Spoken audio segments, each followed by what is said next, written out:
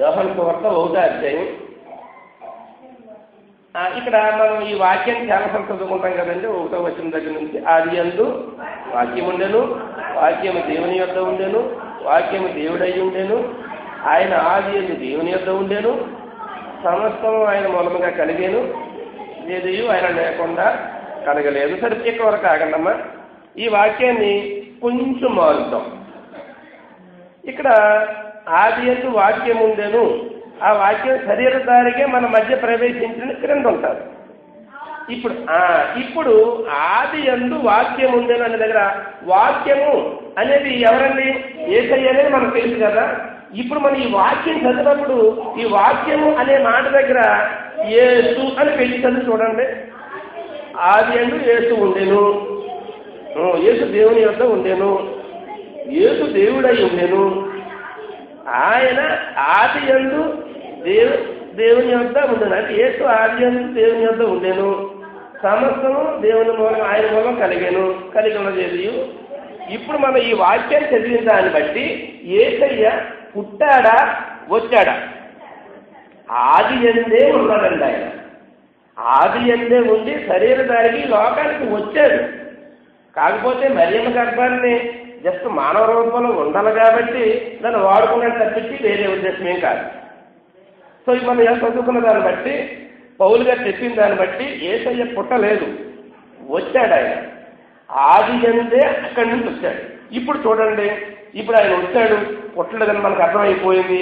ఆదియందే తండ్రి దగ్గర ఉండడానికి కూడా మనకు అర్థమైపోయింది. ఇప్పుడు ఆ పౌలు గారు రాసిన పత్రిక, ఫిలిప్పీలకు రాసిన పత్రిక చూడండి, 2వ అధ్యాయం. అపోస్తలుడైన పౌలు ఫిలిప్పీలకు రాసిన పత్రిక 2వ అధ్యాయం 6వ వచనం చదవండి. ఆయన దేవుని స్వరూపము కలిగిన వాడై దేవునితో సమానముగా ఉండుట విడిచిపెట్టకూడని భాగ్యమని ఎంచుకోలేదు కానీ అక్కడ ఒక అర్థం. తర్వాత వెళ్దాం. అంటే మరి ఎలా ఉంటాడు ఆయన? మరి దేవునితో ఉన్నప్పుడు ఎలా ఉండుంటాడో, దేవునితో ఉన్నప్పుడు ఎలా ఉండుంటాడు అనేది ఇక్కడ పౌలు గారు మనకు చెప్తున్నాడండి. ఆయన దేవుని స్వరూపము కలిగిన వాడై ఉంది. అంతే చూడండి, యేసుక్రీస్తు మనకి లోకంలో మనిషి రూపంలో, బాబు రూపంలో కాదండి ఆయన ఉన్నది. అసలు దేవుని రూపంలో ఉన్నాడు ఆయన. దేవుడిని మన కళ్ళుతో చూడలేమండి, చూడగానే కళ్ళు తేలిపోతాయి. సమీపించడానికి తేజస్సుతో అని రాష్ట్రంలో చోట, మరి సమీపించడానికి తేజస్సుతో మన మానవుడు ఎవరో కళ్ళతో చూడలేని వ్యక్తి దేవుడు. ఆ దేవుని రూపం కలిగిన వ్యక్తి యేసయ్య. ఈయన గొప్పతనం మనం తెలియక ఒక చిన్నపిల్లని చేసుకుని చేయడం తప్పని కాదండి. క్రిస్మస్ చేయడం తప్పు కాదు. అక్కడితో బాబు చిన్నపిల్లడు ఏమీ లేదు కాదండి. ఆయన ఆదియందు దేవుడై ఉండేను, దేవుని యొద్ద ఉండేను, ప్రవేశించడు ఈ లోకానికి. ఇప్పుడు మనకు తెలిసిన ఒక సినిమా యాక్టర్ గారిని తీసుకుందామండి, చిరంజీవి అనుకుందాం. ఈవేళ ఆయన మంత్రి అయిపోయి పనుకోండి. అంతకుముందు ఆయన ఏం చేస్తాడంటే ఆయన ఒక యాక్టర్.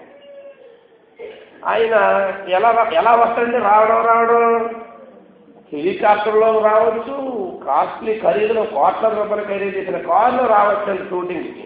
వచ్చిన తర్వాత ఆ డ్రెస్ మార్చేసుకుంటాడు, వెక్కరేసేసుకుంటాడు, లుంగి కట్టేసుకుంటాడు, రిక్షా ఓడు. ఆ పాత్ర నటించేస్తాడండి ఆయన. పాత్ర అయిపోయిన తర్వాత మళ్ళీ ఆయన బట్టలు మార్చేసుకుంటాడండి, మళ్ళీ ఖరీదైన బట్టలు వేసుకుంటాడు, మళ్ళీ వెళ్ళిపోతాడు. ఇప్పుడు మీరు గమనించండి, యేసు ఈ లోకంలోకి ఒక పని మీద వచ్చాడు కాబట్టి ఒక రూపాన్ని తీసుకున్నాడు. ఆయన ఒక మానవ రూపం తీసుకున్నాడు. చిన్నపిల్లడుగా 33 సంవత్సరాలు అక్కడ ఉన్నాడు. ఓ 3.5 సంవత్సరాలు మన కోసం దేవుని వాక్యాన్ని అందించాడు, మళ్ళీ వెళ్ళిపోయాడు. కానీ ఒరిజినల్గా చిరంజీవి అంటే రిక్షావాడు లెక్కాడు. చిరంజీవి అంటే చిరంజీవే గొప్పడే. అలాగే ఏసీగా చిన్నపిల్లడు ఏం కాదండి. ఆయన చిన్నపిల్లడికి లోకానికి ఒక రూపం, చిన్న వేషం అంతే అయింది. ఈ లోకంలోకి రావాలి కాబట్టి, ప్రవేశించాలి కాబట్టి ఒక రూపంలో వచ్చాడు. కానీ ఇప్పుడు చదవండి, ఇప్పుడు 7వ వచనంలో ఏమంటాడు ఆయన? ఆ ఎన్నుకోని గొప్ప జీవితాన్ని ఎన్నుకోలేదండి ఆయన. ఏ టాటా బిర్లాకో, ఏ ధీరుభాయ్ అంబాయికో, లేకపోతే ఇంకా రకరకాల మన భారతదేశంలో కోటీశ్వరులు అనుకున్నారు, లేకపోతే అమెరికా చేసి ఈ టైపులో వాళ్ళు పడుకునే అనుకుంటున్న పుట్టలేదండి ఆయన. అంత గొప్పవాడు, దేవునితో సమానమైన వ్యక్తి కలిగిన వ్యక్తి. ఆయన ఏ రేంజ్లకు డౌన్ అయిపోయాడు చూడండి. మనిషిని పోలికగా పుట్టాడు, ఓకేనండి, మనిషిగా పుట్టాడు ఆయన. ఆ మనిషిగా కూడా గొప్పగా పుట్టుంటే ఇంకా బాగుండేమో. కానీ పుట్టి దాసుని స్వరూపం. ఎంత తగ్గింపండి ఆయన, ఎంత తగ్గింపండి దేవుడికి. ఆయన తలుచుకుంటే ఆయనకు అడ్డేటండి, రాజుగారు తలుచుకుంటే దెబ్బలు కొదిలేటని, ఆయన తలుచుకుంటే ఎవరి కడుపును పుట్టడండి. ఆనాడు ఎంతో మంది స్త్రీలు నా కడుపును పుట్టాలని కోరుకున్నారట. అప్పుడు మహారాజులు లేరా, చక్రవర్తులు లేరా? వాళ్ళ కడుపును పుట్టుంటే ఏసీకి ఈవేళ అంత హీనమైన స్థితిలో అన్ని దెబ్బలు పుట్టి ఎవడన్నా మీద చేయలేని కానీ మాట్లాడగా చదువుకోనండి. ఎవడైనా పేదవాడుగా దాసుడు అంటే ఇంక ఎంత తగ్గించేసుకున్నాడు చూడండి. నిజంగా మనం ఈ కుక్క పిల్లని తీసుకోండి. ఈ కుక్క ఏదనంటే మేము ఉన్న ఇంట్లో కూడా కుక్క పిల్లలు ఉండి చచ్చిపోయిందని బాగా అనిపించిందండి. అదే కుక్కని ఎవరైనా వ్యక్తి వచ్చాడు అనుకోండి, మీరు కుక్క పిల్లని పెంచుకుంటున్నారో బయట వ్యక్తి వచ్చాడు అనుకోండి, అది ఏం చేస్తుందండి? అది చేస్తుందండి, ఏకబేకలు చేసేస్తుంది. ఏమన్నా రానివ్వదు. వాడు కాదు దాన్ని తన్నమనంటే బయట నుంచి వచ్చినాడు పిక్ పెట్టుకుని లాగేస్తాడు. అది యజమాని తన్నమన్నాడు.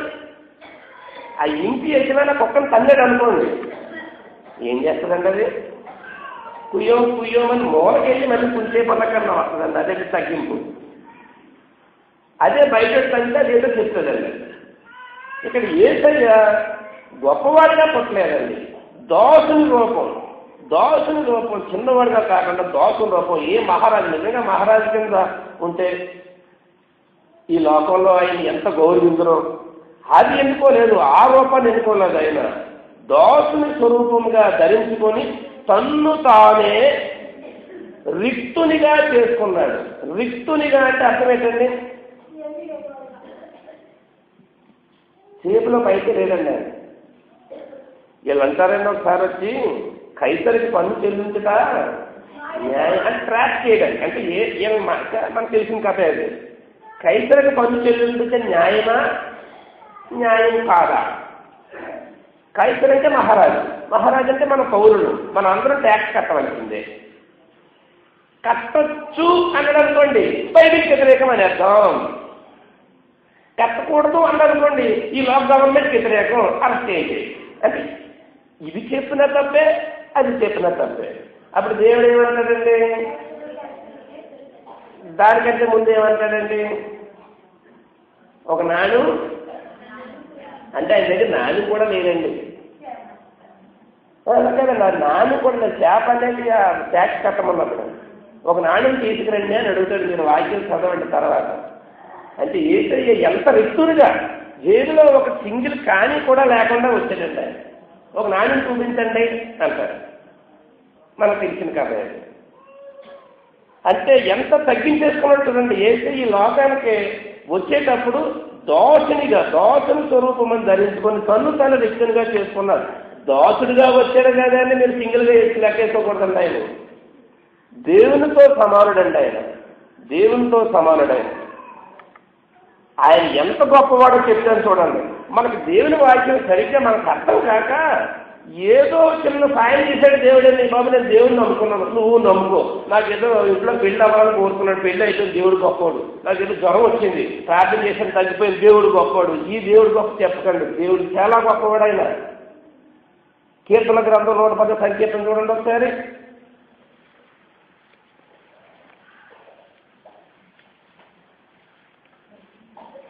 ఒకటో వచనం చూడండి ఒకసారి. ప్రభువు నా ప్రభువుతో సెలవిచ్చిన వాక్కు, నేను నీ శత్రువులను నీ పాదములకు పీటగా చేయ వరకు నా కుడి పార్శ్వమున కూర్చుండుము. సరిగ్గా అర్థం చేసుకోవాలి ఆ వాక్యాన్ని. ఇదే వాక్యాన్ని యేసుక్రీస్తు కూడా మాట్లాడుతున్న సువార్తల్లో ఇదే వాక్యం అపోస్తల కార్యాల గ్రంథంలో కూడా మెన్షన్ చేయబడతారు. ప్రభువు బాగా అర్థం చేసుకోవాలి ఈ వాటిని. మనం స్పీడ్గా చదివేసి బైబిల్తో అర్థం కాదండి, ఆగాక చదవాలి. అందుకే 2013 సంవత్సరం నిర్ణయం తీసుకోండి. 2 వచనాలు తీసుకున్నా ఏమి రాయబడ్డదో 2-3 సార్లు చదవండి. అర్థం కాకపోతే ప్రార్థనలోకి వెళ్ళిపోండి. పరిశుద్ధాత్మ మీకు ప్రేరణ కలిగి దాని వివరణ ఇస్తారు. ప్రభువు నా ప్రభువుతో ఇక్కడ ప్రభు ఎవరు? నా ప్రభు ఎవరు ఇక్కడ? ఇది ఎవరు రాశారండి కీర్తన? దావీదు రాశాడు. ఓకే, దావీదు రాస్తూ దావీదు గారు ఏమంటున్నాడు? ప్రభువు నా ప్రభువుతో సెలవిచ్చిన వాక్కు. ప్రభువు అంటే ఎవరండి ఇక్కడ? ఎవరు? పెద్ద ప్రశ్న ఏం లేమ్మా, చిన్న ప్రశ్న చేస్తాం. ప్రభువు నా ప్రభువుతో అన్నారు కదండి. ప్రభువు అంటే ఎవరు ఇక్కడ? తండ్రి అయిన దేవుడు. వెరీ గుడ్, థ్యాంక్స్ అమ్మా. తండ్రి అయిన దేవుడు. తండ్రి అయిన దేవుడు నా మళ్ళీ ప్రభు అన్నాడు. ఎవరు ప్రభువుతో? అదండి. అంటే ఇక్కడ దావీదు మహారాజుకి ప్రభు ఎవరు? యేసుక్రీస్తు. వాక్యం ఉంది కదా అక్కడ, మన కొంత జ్ఞానంతో మాట్లాడటం లేదు ఇక్కడ. ప్రభువు నా ప్రభువుతో అనగానే, అంటే చాలాసార్లు చెప్పేసి ఉంటాను, కొత్తగా నాకు వచ్చిన వాక్యం కాబట్టి మీకు కొత్తగా చెప్తున్నాను. మీరు కూడా ఆహా ఓ పని వినండి, ఏం పర్లేదు. ప్రభువు నా ప్రభువుతో అనగానే దావీదు యొక్క ప్రభు యేసుక్రీస్తు. దావీదు యొక్క ప్రభు యేసుక్రీస్తు అయితే నా ప్రభువుతో అంటే యేసుక్రీస్తు ఆ తండ్రి ఏమని చెప్పాడండి? నేను అంటే తండ్రి అండి. నీ శత్రువులను అంటే యేసుక్రీస్తు శత్రువులను నీ పాదములకు పీటగా చేయు వరకు నా కుడి పార్శ్వమున కూర్చుండుము. ఇక్కడ చెప్పండి, యేసయ్య ఎక్కడ కూర్చుని ఉన్నాడండి? ఎవడు కుడి పార్శ్వమున? అంటే తండ్రి అంటే ఆశామాస అనుకుంటున్నారా? మన భూమి చిన్న బఠానీ గింజలు తీసుకోండి, సైజు మీకు అర్థం కావడం కోసం చెప్తున్నాను. భూమిని ఒక బఠానీ గింజ అనుకోండి, సూర్యుడు పెద్ద బంతండి. అది కంపేర్ చేసుకుంటే 13 లక్షల రెట్లు పెద్ద సూర్యుడు. ఇటువంటి సూర్యుళ్ళు ఈ ప్రపంచంలో కోట్లు ఉన్నాయండి. మన దగ్గరగా ఉన్న సూర్యుడు చిన్న సూర్యుడు అట్టండి, కానీ సైజులో చిన్నదట్టండి, సైజులో చిన్నది. మనం ఆ దేవుణ్ణి అసలు ఊహించుకోలేమండి. తెలియక దేవుని తక్కువగా అంచనా వేసుకుంటున్నాం. మన దగ్గర ఉన్న సూర్యుడినే మిట్టమధ్యాన్ని కళ్ళు తెచ్చి చూడలేము. ఇటువంటి సూర్యుళ్ళు మన ప్రపంచంలో అంటే విశ్వంలో కోట్లు ఉన్నాయి. అంత సృష్టించిన దేవుడండి ఆ తండ్రి. అంత గొప్పోడు ఆయన. అంత గొప్పోడు అయ్యింది ఈ భూమి. మనకి 27వ తారీఖుని చిన్న డౌట్ వచ్చింది, లాస్ట్ చెప్తాను. 27వ తారీఖుని ప్రపంచం పేరుపోయి ఉంటుంటే మన పరిస్థితి ఏంటి? భూలోకి అంతమన్నారండి 21/12/2012. మరి ఎక్కడ ఉందంటారా? కాన్ఫిడెంటా? పశ్చాత్తాపడితే పరలోకంలో ఉంటామండి. ఇక్కడ ఉన్నంతకాలం దేవుడు స్థుతించే పరలోకంలో ఉంటాం. ధనవంతుల్లాగా కట్టెత్తుకున్నాం కదండి. ఈ లోపల ఉన్నప్పుడేమో ధనవంతుడి కింద, ఆ లోపల ఉన్నప్పుడేమో లాభం కింద ఉన్నాడు కోరుకుంటే పనులు అవ్వండి. 2 మార్గాలు పనుకున్నాం. సరే, మన వాక్యంలోకి వెళ్ళిపోదాం. చిన్నదేం కాదండి దేవుని రేంజ్. యెహోవా దేవునితో సమానంగా కూర్చునే అర్హత కలిగిన వ్యక్తి యేసుక్రీస్తు. అంత గొప్ప వ్యక్తి ఈ లోకానికి ఎలా వచ్చాడండి? ఏమీ లేని వ్యక్తులుగా మన కోసం వచ్చాడండి. దాన్ని మనం తక్కువగా అంచనా వేసుకున్న సమయాన్ని మనం వ్యర్థం చేసుకున్నామంటే నష్టపోయేది మనమే. అయితే ఎవరన్నా ఒక అతిథి మన ఇంటికి వచ్చాడు అనుకోండి, గెస్ట్ లోపలికి వస్తున్నాడు. ఎలా వస్తున్నారండి అంటామండి? రండి దయచేయండి అంటామండి.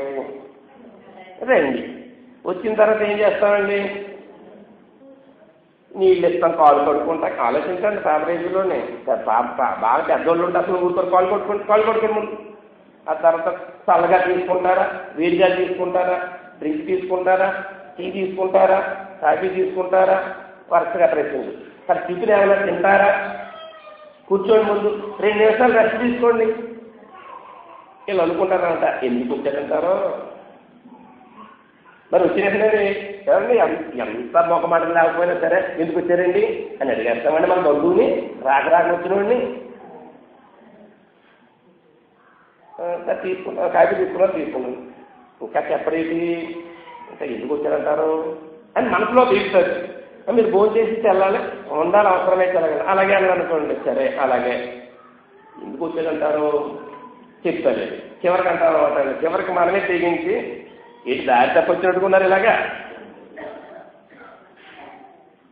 అంటే అప్పుడన్నా చెప్తాడండి. సరేనండి, మళ్ళీ మొదలు కొడతాం. ఇంటికి వచ్చారు సార్, ఏం చెయ్యా పుట్టలేదు అనుకున్నాం, ప్రవేశించాడు అనుకున్నాం, ఆయన స్టేజ్ చెప్పుకున్నాం, చాలా గొప్పవాడు ఆయన, ఆది అందే ఉన్నాడు అనుకున్నాం. యెహోవా దేవుని సింహాసనం మీద కూర్చునే ఒక ఆంధ్రప్రదేశ్ ముఖ్యమంత్రి ఒక సీట్ అండి. దీని మీద పెద్ద సీట్ ప్రధానమంత్రి. ఇంకా మీ పెద్దగా పోల్చుకుంటే అమెరికా చేసేది ఇంకా గొప్పవాడండి.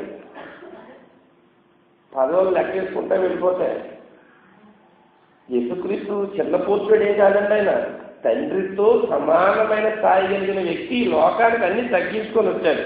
అజిత్ గారు మన ఈ లోకానికి వచ్చాడు, మనం క్రిస్మస్ అనేది హ్యాపీ క్రిస్మస్ అన్నాం, బర్త్డే జరుపుకున్నాం, వెరీ గుడ్. అజిత్ ఎందుకు వచ్చాడో మనకు చెప్పలేదా? మనకు తెలుసా? అమ్మా మీకు వాచ్యం కొటేషన్ చెప్పాడు అలాగా, మన కథలా చెప్పుకుంటున్నాం మనం. సరే పక్కకి వెళ్దామండి, ఇంక మిమ్మల్ని అందుకంటే నడిపించకూడదు. యెషయా గ్రంథం తీయండి, అది చెప్పేస్తే పాత గద్ద ఉంటుంది కదండి. 6వ అధ్యాయానికి రండి, మీకు అర్థం కాదు. యెషయా గ్రంథం తీసేసి ఎలాగా మనకు శిశువు పుట్టాను, ఆ చరిత్ర ఆలోచన కట్టా మా సుస్థిత చిన్నప్పుడు చెప్పేసాం ప్రసంగం మీకు. ఆ బలిసా అని ఒక మాట చెప్పేశాను, అది ఎలా తెచ్చామని మళ్ళీ ప్రతి ఆదివారం మాకు మీరు ఇంత పళ్ళు మాలుకునేకి వచ్చినప్పుడు దేవుని ఆత్మీయ ఆహారం మీకు అందిస్తుంది అనుకోండి, ఈ వారం సంవత్సరం అంతా కూడా సరిపోతుంది.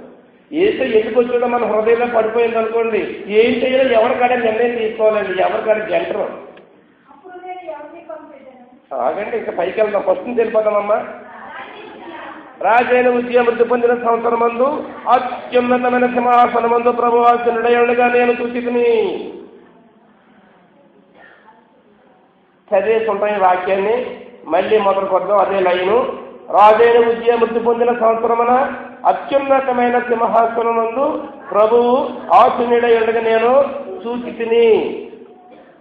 ఎందుకైనా సమావేశానికి వచ్చారంటే మందిరానికి, పార్లమెంట్ అనుకోండి, ఒక అసెంబ్లీ సమావేశం అనుకోండి, లేదా ఇక మండపేట మున్సిపాలిటీ కార్పొరేషన్ మీటింగ్ అనుకోండి, చైర్మన్ కూర్చున్నట్టు అనుకోండి, లేదా ముఖ్యమంత్రి కూర్చున్నట్టు అనుకోండి, ప్రధానమంత్రి కూర్చున్నట్టు సమావేశాన్ని ఏర్పాటు చేశారు. అక్కడ బాగా అర్థం చేసుకోండి, సమావేశాన్ని ఏర్పాటు చేశారు. సమావేశం ఏర్పాటు చేసినప్పుడు యెహోవా దేవుడి సింహాసనం కూర్చున్నాడు.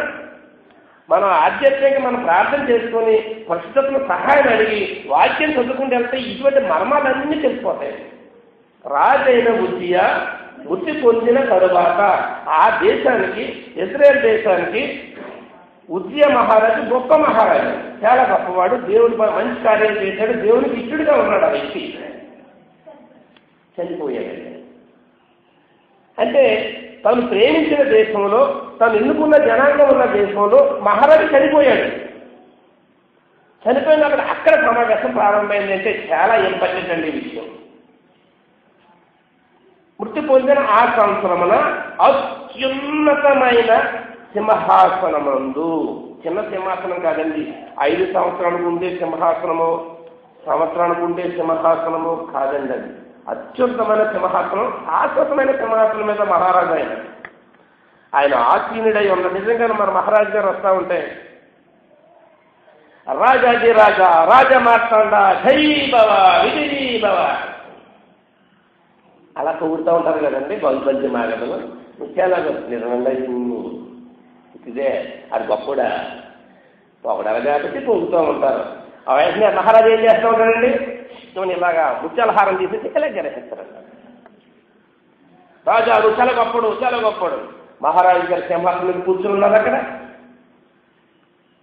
మనం అయితే ఎంతసేపు ధ్యానం చేస్తామంటే 2 నిమిషాలు ధ్యానం చేసి 3 నిమిషాలు పడుకుంటాం. ఆరాధించమని అరగంట చెప్పగానే దాంట్లో 1/2 గంట జోగేస్తున్నాం. మానవ బలహేస్తారు, మీరు ఏమైనా మించించడం సరిపోవండి. సాతాను కార్యక్రమం సాతాను చేత పడుకోవచ్చు. అక్కడ దేవాలయం బాగుంది, నీకు ఫ్యాన్లు ఇష్టం, చక్కగా అన్ని అవకాశాలు ఉన్నాయి. 2వ వచనం చూడండి, ఆయనకు పైగా రూపులు నిలిచియుండిరి, ఒక్కొక్కరికి 6 రెక్కలుండెను, ప్రతివాడు 2 రెక్కలతో తన ముఖమును, 2 తన కాళ్లను ఒప్పుకొనుచు 2 ఎగురుచుండెను. వారు సైన్యులకు అధిపతికి యెహోవా పరిశుద్ధుడు, పరిశుద్ధుడు, పరిశుద్ధుడు. మీరు బాగా గమనించారండి. మనం ఎంత పరిశుద్ధుడంలో నేను అసలు ప్రార్థన చేసినట్టు కలిసిపోతున్నాం. కోటాను కోట్ల దేవదూతలు ఆయన సింహాసనం కూర్చొని ఉంటే ఆయన డైరెక్ట్గా చూడలేక కొన్ని కళ్ళు కప్పుకొని కాళ్ళు కప్పుకొని అంత కోట్లాది దేవదూతలు పరిశుద్ధుడు, పరిశుద్ధుడు, పరిశుద్ధుడు ఆయన్ని గౌరవిస్తూ ఉండి ఆనా ప్రతికారాలు చేస్తూ ఉంటే ఏసే సింహాసనం మీద కూర్చొని ఏమి హ్యాపీగా లేదండి. ఆయనకి ఏదో చిన్న సమస్య వచ్చింది కాబట్టి మీటింగ్ పెట్టాడు. ఆయన మీటింగ్ పెట్టాడు కాబట్టి అందరూ అటెండ్ అయ్యారు.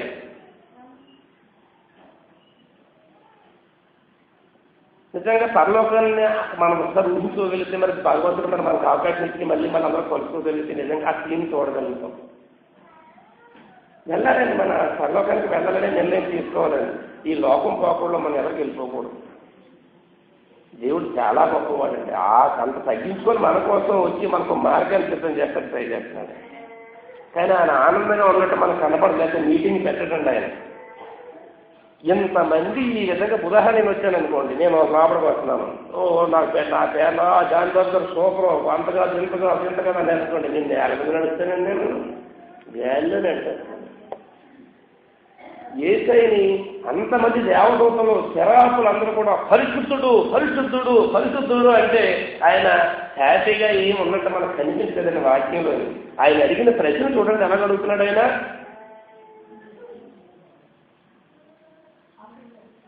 ఎంత వచ్చిన అప్పుడు నేను ఎవరిని పంపేతాను మానేనిస్తాము ఎవడు పోవునని. చూసారా ప్రభు ఆయన చాలా హ్యాపీగా ఇలాగ దండలో కంగారాన్ని గిరేయడం లేదండి. ఆయన ఇన్ని దేవదూతలు పరిశుద్ధుడైన ఆయన పొగుడుతూ ఉంటే ఆయన హ్యాపీగా ఉన్నట్టు మనకి ఇక్కడ ఏం కనబడటం లేదు. ఆయన ఆలోచన లేదు. ఇజ్రాయెల్ దేశంలో మహారాజు చనిపోయాడు, నా వాక్యం విస్తరించబడాలి, నా ప్రజలు రక్షించుకోకూడదు, ఎవరెళ్తారు? ఆయన ఆలోచన అదే, ఎవరెళ్తారు. నిజంగా మనం పొగుడుతూ ఉంటే మన ఆనందం పొందుతానేమో కానీ యేసయ్యని ఒకరిద్దరు పొగుడడం కాదండి. అంతమంది దేవదూతలు ఆ సౌండ్ మ్యూజికల్ సిస్టమ్ మామూలు సిస్టమ్ కాదండి. చిన్న సౌండ్కి మనం ఎక్కువ సౌండ్ పెడితే మన ఆనందంగా కూర్చోలేదు. హై రేంజ్ సిస్టమ్ అన్నారు. అంతమంది ఆ విధంగా అరుస్తూ ఉంటే యేసయ్య యెహోవా దేవుడు తండ్రి హ్యాపీగా ఉన్నట్టు కనపడకుండా ఆయన అడిగిన పదం సమస్య వచ్చింది. ఆయన ఏమన్నారండి ఆయన ఇంత వచనంలోనే, నేను ఎవరిని పంపేదను మా నిమిత్తం ఎవడు పోవును. వెళ్ళాలి, దేవుని వాక్యం ప్రకటించబడాలి, చెప్పాలని అందరికీ. అది ఆయన బాధ. అప్పుడు యేసయ్య వచ్చాడన్నమాట. చాలమ్మా అక్కడ మనకు ఎందుకంటే మనకి దేవుని గొప్పతనం మనకు తెలియక తక్కువగా అర్థం చేసుకుంటుంది. అప్పుడు యేసయ్య లోకానికి రావడం జరిగింది. చిన్న సిస్టం కదండి. యేసయ్య ఈ లోకానికి అది ఎందుకు వచ్చాడన్నది అప్పుడు అర్థమైంది. యేసయ్య ఎందుకు వచ్చాడు, అక్కడి నుంచి ఇక్కడికి ఎందుకు వచ్చాడు అనేది మనకు అర్థమవుతుంది కదండి. ముద్దుకృష్ణ పేరు విని ఉంటారు మీరు. పరిటాల రవి అని రాయలసీమలోని ఫ్యాక్షనిస్ట్ అండి. ఏ సైడ్ మీద ఎవరు కనపడ్డా ఆయన ఎదిరించాడా మాట బాంబులే. అటువంటి వ్యక్తిని ముద్దు చేయనంటే ఏమీ రాని ముద్దోడు కదండి, చాలా గొప్పవాడు అతను. అతను ఏమంటాడండి, ఆ పరిటాల రవిని వేసేసాడు. మా డైరీలో ఉంటుంది మీరు గమనించారా, కష్టపడుతున్నవాడు వేసేసాడు. వేసేసిన తర్వాత టీవీ 9 ఎవరికి ఇంటర్వ్యూ ఇచ్చాడు. పోలీసులు ఏమాట ఎక్కడ ఉన్నాడో తెలుస్తామంటే టీవీ 9 తెచ్చి బాల కళ్ళలో ఆనందం చూడాలని చంపేశాను. తర్వాత చచ్చిపోయాడు అనుకోండి, హోటల్లో ఏదో ఉంది, రేడియోలో బాంబు బీకిస్తా రైలుతో చచ్చిపోయాడు. బావ కళలో ఆనందం. యెహోవా దేవుడు బాధపడతా ఉంటే, అంటే బాధపడిన మాట లేదనుకుంటే అది గొప్ప జ్ఞానంతో మాట్లాడకూడదు. నేను అంత గొప్ప ప్రపంచంలో అంత పరలోక రాజ్యంలో యెహోవా దేవుని ఆలోచన ఎవరిని పంపిద్దాను అనుకున్నప్పుడు నేను పోదునని యేసుక్రీస్తు మాట్లాడిన తర్వాత ఆ విధంగా ఈ లోకానికి వచ్చాడండి. ఇప్పుడు చూడండి, దీనికి సంబంధించి 1వ పత్రిక పేతురు గారు రాసిన పత్రిక 1వ పత్రిక 1వ అధ్యాయం 1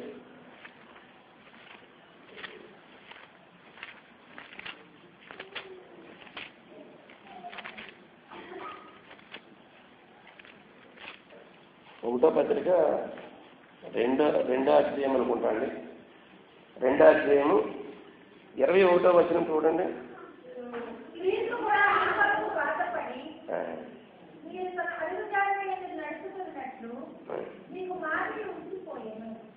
యేసయ్య గొప్పవాడిగా రాకుండా వచ్చి రిక్తునిగా చేసుకొని ఈ లోకంలో క్రీస్తు కూడా మీ కొరకు బాధపడి మీరు తన అడుగు జాడల యందు నడుచుకున్నట్లు మీకు మాదిరి ఉంది.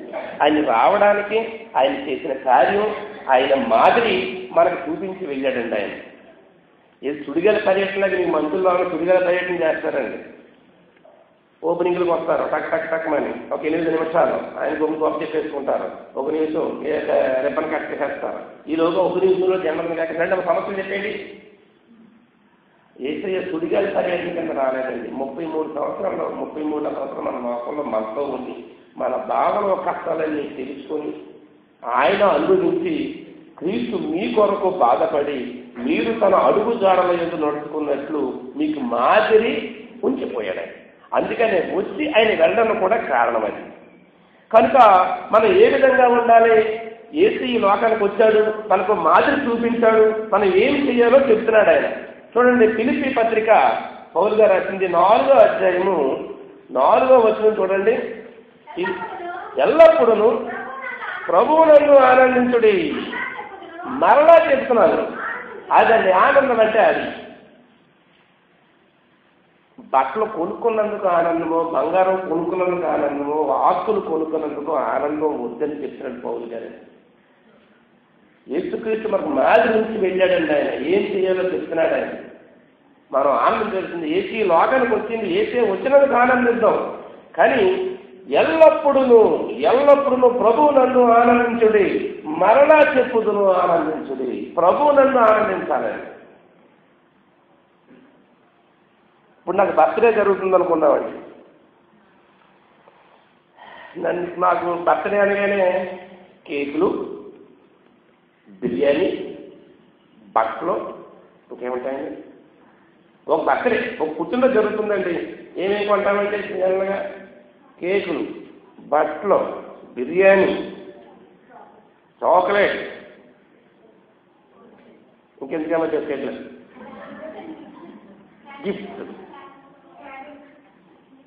ఇన్ని ఆనందాలు ఉన్నాయనుకోండి. నా పుట్టినరోజు నన్ను ఇంట్లో కట్టేసి, ఓ కుర్చీ కట్టేసి, కుటుంబ సభ్యులందరూ కూడా కేకులు, బిర్యానీ, స్వీట్లు అన్నీ పంచుకొని తింటున్నారనుకోండి, నాకు బట్టలేమీ లేకుండా. నేను హ్యాపీగా ఉంటానంటారా?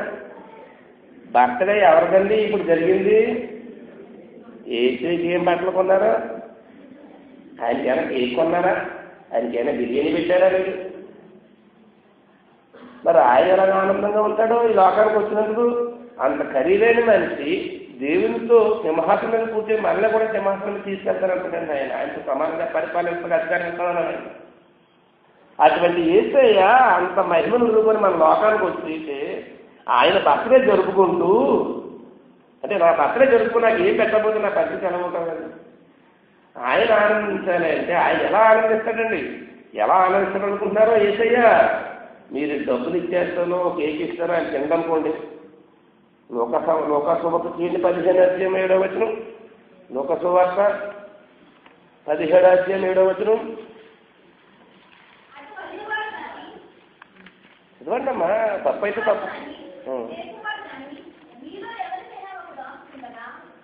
తప్పు చెప్పానమ్మా. 15:7 మనం అదండి.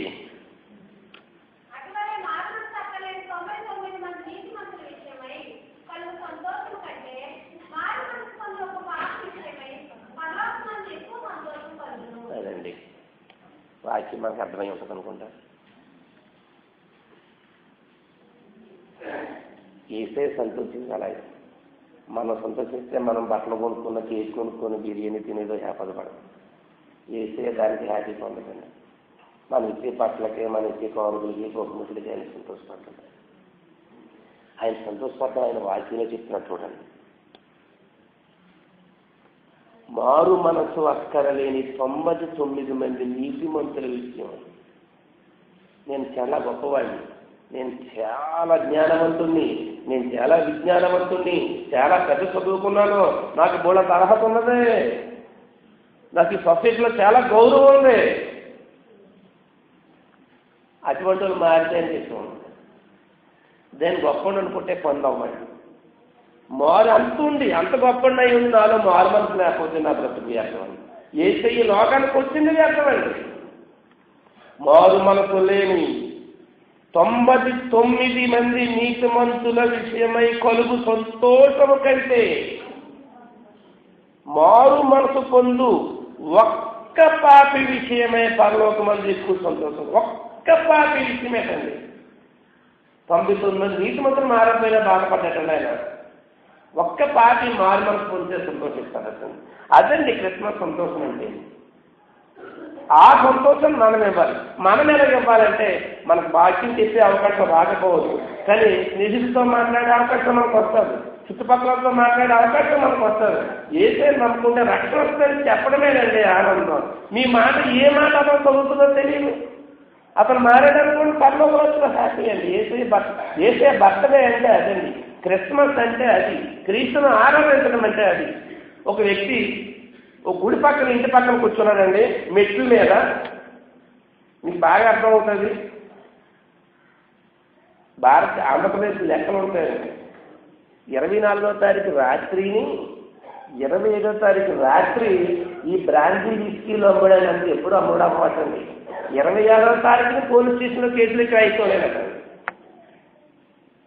అంటే యేసయ్య పుట్టినంత హ్యాపీ. చాలా లెక్కలు అమ్మడవుతుంది. చేపలు లెక్కలు చూస్తే గవర్నమెంట్ ఎక్కడండి 100 కోట్లు 200 కోట్లు డబ్బులు ఇచ్చేస్తుంది. 24వ రాత్రి 25వ తారీఖు దేనికి ఆనందిస్తున్నారని నేను. ఒక వ్యక్తి మెట్ల మీద కూర్చొని చేతిలో గ్లాస్ అండి. గ్లాసులు ఏదో రంగు ఉన్నారు. రంగు అంటే మామూలు రంగు కాదండి, అది విస్కీ బ్రాండీ.